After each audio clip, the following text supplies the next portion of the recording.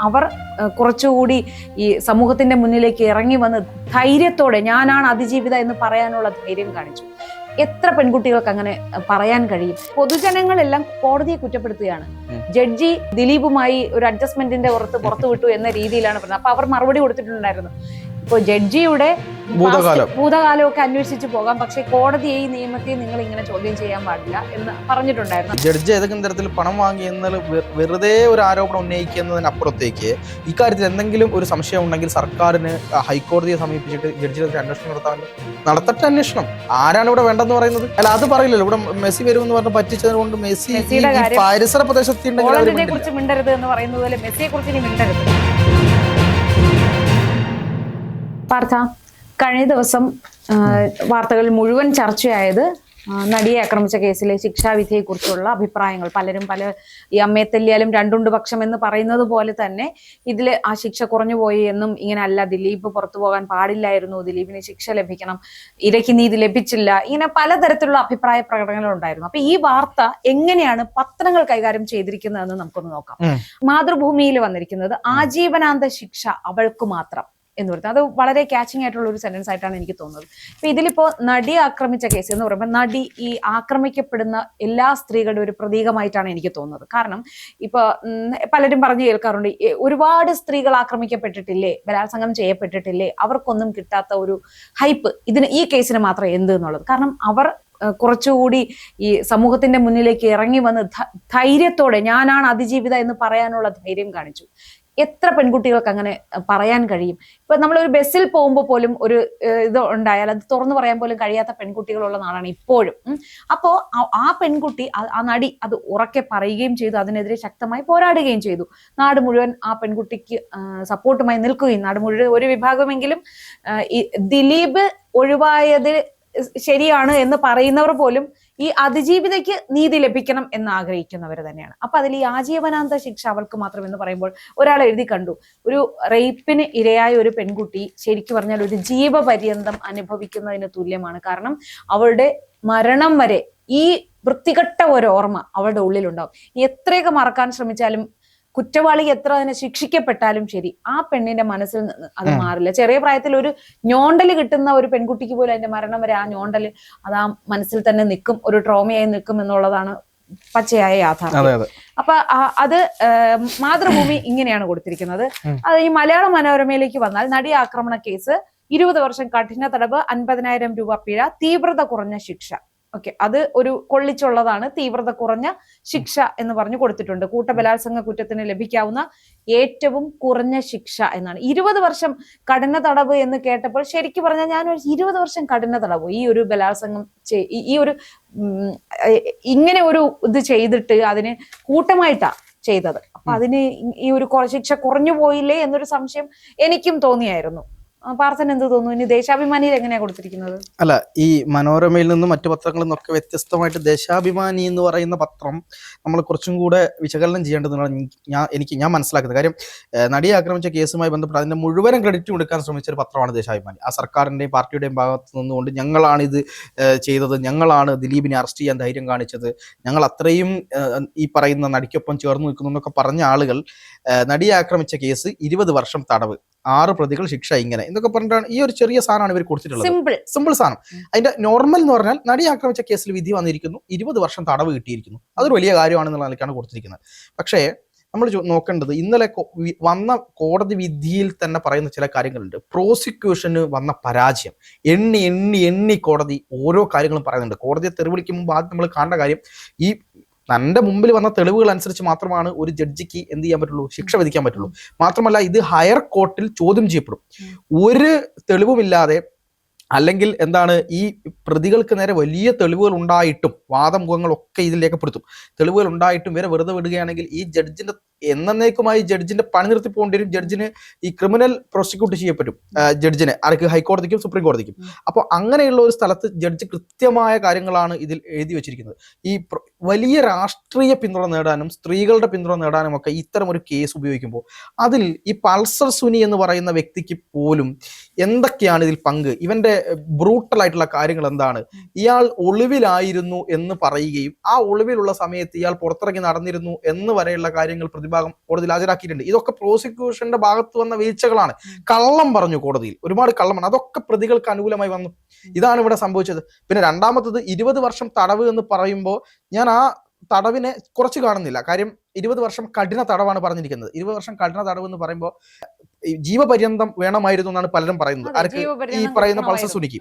ആലോചിക്കണം, ജീവപര്യന്തം തടവാണെങ്കിൽ പോലും 12 വർഷം കഴിഞ്ഞാൽ ജീവപര്യന്തം തടവിനുള്ള ആളെ ആർക്ക് പുറത്തുവിടാം? സർക്കാരിന് പുറത്തുവിടാം. അതൊരു വലിയ കാര്യമാണ്. 12 വർഷം പൂർത്തിയായി കഴിഞ്ഞാൽ നല്ല നടപ്പ്, അത് ഇതൊക്കെ പറഞ്ഞു. ഇപ്പം കാർണവർ വധക്കേസിലെ പ്രതിയെ പുറത്തുവിട്ടത് കണ്ടില്ലേ?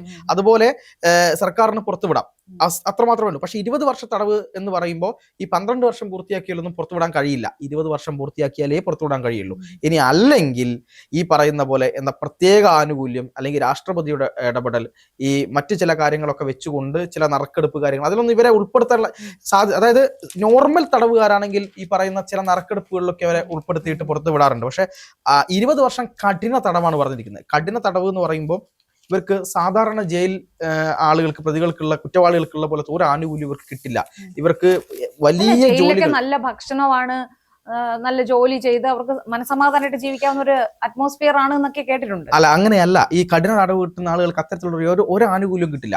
അവർക്ക് അവരെ ഈ സെല്ലിന്റെ ഉള്ളിൽ നിന്ന് പുറത്തിറക്കുന്നത് പോലും ലിമിറ്റേഷനിലാണ്. ബാക്കിയുള്ളവരെല്ലാം സെല്ലിൽ നിന്ന് പുറത്തിറക്കും. ഭക്ഷണം എല്ലാവർക്കും ഒരുപോലെ അല്ല, ഭക്ഷണം കിട്ടുന്ന കാര്യത്തിൽ പോലും, അതായത് ഭക്ഷണം ചില സാധാരണ തടവുകാർക്ക് ചില അസുഖങ്ങളുടെ ഒക്കെ പേരിൽ അവർക്ക് ചില ഭക്ഷണങ്ങളിലൊക്കെ നിയന്ത്രണങ്ങളും ചിലപ്പോൾ എക്സ്ട്രാ കൊടുക്കാറുണ്ട്. പക്ഷെ കഠിന തടവിന് വിധിക്കപ്പെട്ട ആളുകൾക്ക് അത്രയൊന്നും പരിഗണന ജയിലിൽ കിട്ടാറില്ല എന്നുള്ളതാണ് സത്യം.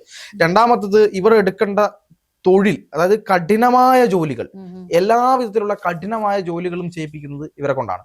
ഈ കഠിനമായിട്ട് വിധിക്കപ്പെട്ട ആളുകളെ കൊണ്ടാണ് ചെയ്യിപ്പിക്കുക. അത്തരത്തിൽ ഒരുപാട് കാര്യങ്ങളുണ്ട്. പക്ഷെ എന്നാലും ഒരു പൊതുജനത്തിന് കാണുമ്പോൾ അല്ലെങ്കിൽ കേൾക്കുമ്പോൾ എന്ത് തോന്നണം? ഇനി ഈ ശിക്ഷ ആവർത്തിക്കരുത്, അല്ലെങ്കിൽ ഈ കാര്യം ആവർത്തിക്കരുത് എന്ന് തോന്നുന്ന വിധത്തിലുള്ള ഒരു ശിക്ഷ പൾസർ സുനിക്കെങ്കിലും കൊടുത്താൽ നന്നായിരുന്നു എന്നുള്ളതാണ് പൊതുജനത്തിന്റെ ഒരു അഭിപ്രായം. അത് പക്ഷെ ഈ പ്രോസിക്യൂഷന്റെ വീഴ്ച മൂലം ഇത് എന്താണ് ഈ കാര്യത്തിൽ നടന്നില്ല.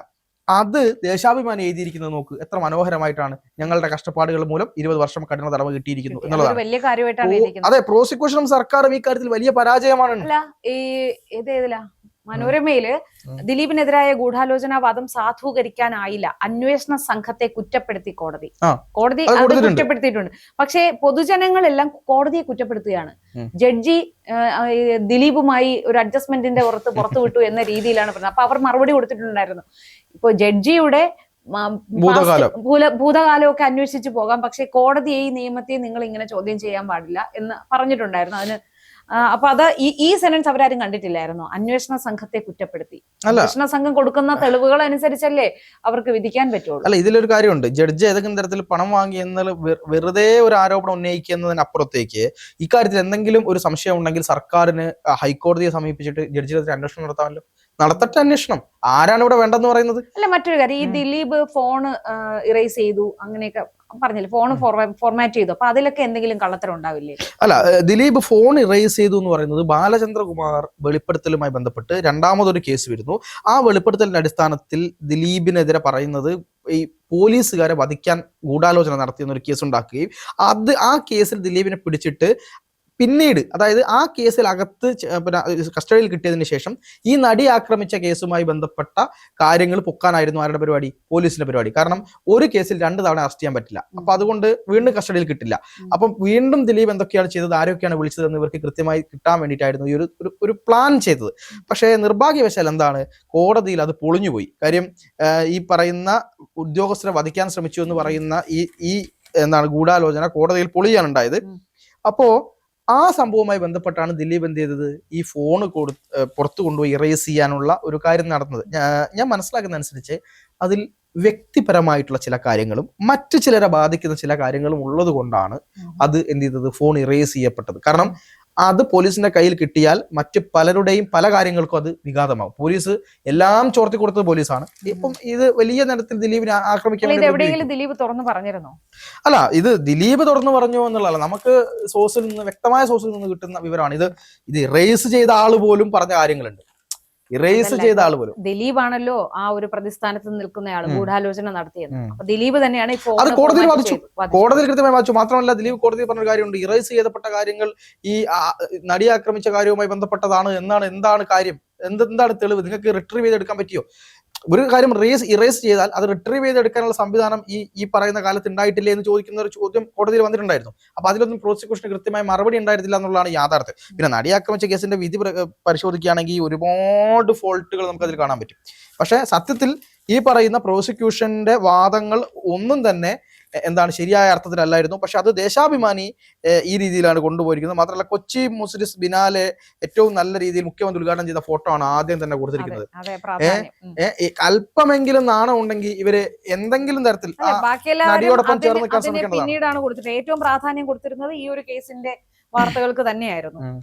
മാത്രമല്ല ഇനിയിപ്പം മുൻപിൽ നോക്കിക്കഴിഞ്ഞാൽ രാഹുൽ മാങ്കൂട്ടത്തിന്റെ കേസിൽ ഇവര് എന്ത് ചെയ്തിട്ടുണ്ട്? രാഹുൽ മാങ്കൂട്ടത്തിൽ ഫ്ലാറ്റ് ഒഴിയാൻ പറഞ്ഞു, അത് പറഞ്ഞു, ഇത് പറഞ്ഞു എന്നൊക്കെ പറഞ്ഞിട്ട് അപമാനിക്കാനുള്ള ശ്രമങ്ങളെല്ലാം തന്നെ ഉള്ളിൽ നടക്കുന്നുണ്ട്. പിന്നെ മെസ്സി ഇന്ന് സ്വന്തം ബംഗാളി ബാബു, മെസ്സി കൽക്കത്തയിൽ എത്തിയതിനെ പറ്റി എന്തെങ്കിലും ദേശാഭിമാനി പറയുന്നുണ്ടോ? ഇല്ല, അത് പറയുന്നില്ല. മെസ്സി ഞങ്ങൾക്ക് അറിയേയില്ലെന്നാണ് ദേശാഭിമാനിയുടെ വാദം. മലയാള മനോരമ കൊടുത്തിട്ടുണ്ട്, മെസ്സി ഇന്ന് സ്വന്തം ബംഗാളി ബാബു കൊൽക്കത്തയ്ക്ക് ഗോൾ അടിച്ചു എന്ന്. അല്ല, അത് പറയില്ലല്ലോ. ഇവിടെ മെസ്സി വരുമെന്ന് പറഞ്ഞ് പറ്റിച്ചത് കൊണ്ട് മെസ്സി പരിസര പ്രദേശത്തെ കുറിച്ച് മിണ്ടരുത് എന്ന് പറയുന്നത് പോലെ മെസ്സിയെ കുറിച്ച് ഇനി മിണ്ടരുത്. അല്ല, ഇത് വലിയ കാര്യമാണ്. ഇപ്പൊ എന്തായാലും ഇന്നിപ്പോ ഇലക്ഷൻ റിസൾട്ട് ഒക്കെ വന്നുകൊണ്ടിരിക്കുകയാണ്. മാത്രമല്ല നാളെ ദേശാഭിമാനിയിൽ വരുന്ന വാർത്ത എന്തായിരിക്കും എന്നുള്ളതും കൂടെ നമ്മള് കാത്തിരിക്കുകയാണ്. തീർച്ചയായിട്ടും.